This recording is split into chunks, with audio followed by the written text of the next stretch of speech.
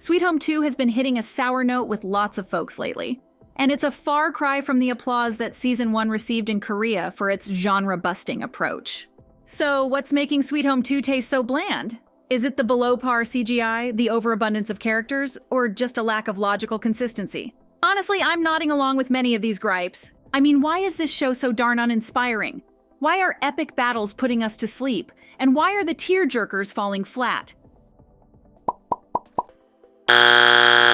Today, we're breaking down why Sweet Home 2 is basically a masterclass on how not to write a drama. First off, let's talk about the missing core narrative. In Naruto, it's all about him becoming the legendary Hokage, and in One Piece, Luffy is set on the quest to become the greatest pirate king. But in Sweet Home 2, there's no clear goal that drives the story. In a typical monster apocalypse scenario, you'd expect the hunt for a vaccine to be front and center. Well, guess what? Dr. Lim has already whipped up a vaccine but decides to play hide-and-seek with it. The blueprint's in his noggin, but he's not spilling the beans. Okay, so, curing the monsters isn't the focal point here. Instead, the message, humans are the virus and the monsters are the vaccine, is hammered home with scenes of soldiers taking potshots at civilians, humans massacring harmless monsters, and the savage manhunt for Ah Yi. Every time Ah Yi shows up, she goes, "Monsters are good, humans are no." Driving home the idea that monsters only get nasty when humans push their buttons because humans are always bashing monsters out of fear and spite. The problem, we don't really have anyone to root for because both sides are kinda terrible. Cheering on the monsters, killing humans feels weird, and backing the humans feels wrong because they're painted as cold-hearted jerks. With a missing core narrative and neither the humans nor the monsters tugging at our heartstrings, it's tough to really care about this conflict between them. Now let's talk about the repetitive storyline. Cha Hyun-soo's appearances are the lifeline for some viewers because this show is caught in a loop. Seriously, there's barely any plot progression all the way until episode 5. It feels like we're stuck in a time loop. We have Cha Hyun-soo and Jung Yim-young butting heads in this never-ending love-hate dance, going, "Let's become new humans together." You, me, new humans. Yeah, nah. "Let's become new humans together." Nope. Kim Yong-hoo and Sergeant Tak, they're stuck in Groundhog Day, always arguing about different stuff, but with the same old tune. Yong-hoo is angry because he doesn't get Tak, and Tak continues to play the mysterious no-talkie-talkie card. Yong-hoo keeps talking about leaving, but guess what? He sticks around and the bickering goes on and on. We also have En-yu, who spends the first 5 episodes hunting for her brother blindly with no growth to her character or emotions. Likewise, Park Chan-young is on a rinse-and-repeat loop playing his hero's quest saving everyone. En-yu, Ho-sang, the grandma, all showing the same plain idea of his unwavering righteousness. Okay, we get it. The key ideas repeat themselves like a broken record. And we're just waiting for Cha Hyun-soo, the bridge between humans and monsters, to swoop in and save the day because we know that the story only progresses with him around.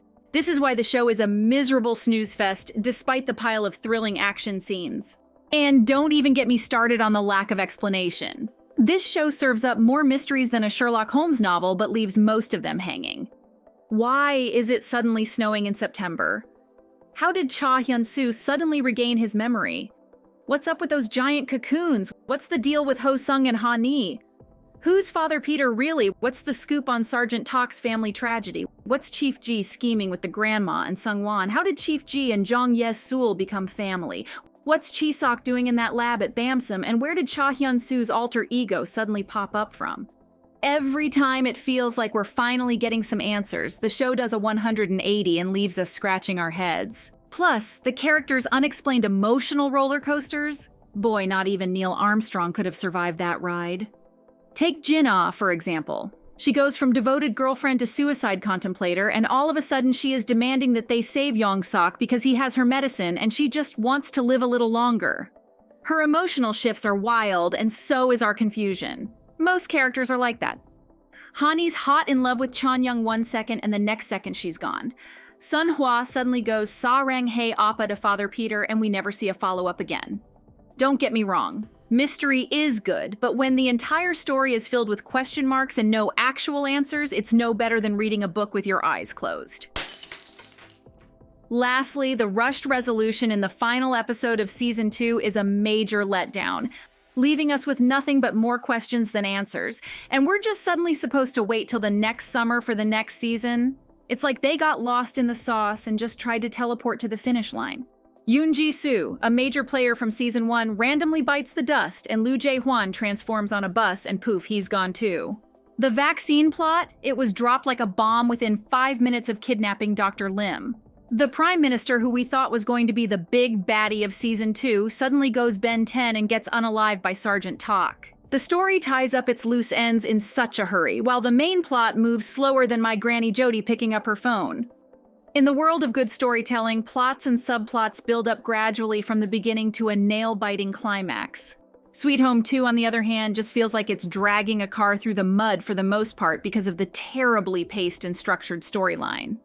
So there you have it, folks. Sweet Home seems to be bending over backward to set up for a thrilling Season 3, but they stumbled big time in Season 2 with their horrible storytelling. It's like they're trying to tease us with a juicy burger but end up serving it on a soggy bun. Sitting through this mess of a show can feel like a real challenge. But hey, here's to hoping they can turn things around in the next season. Fingers crossed, and we'll see you next time.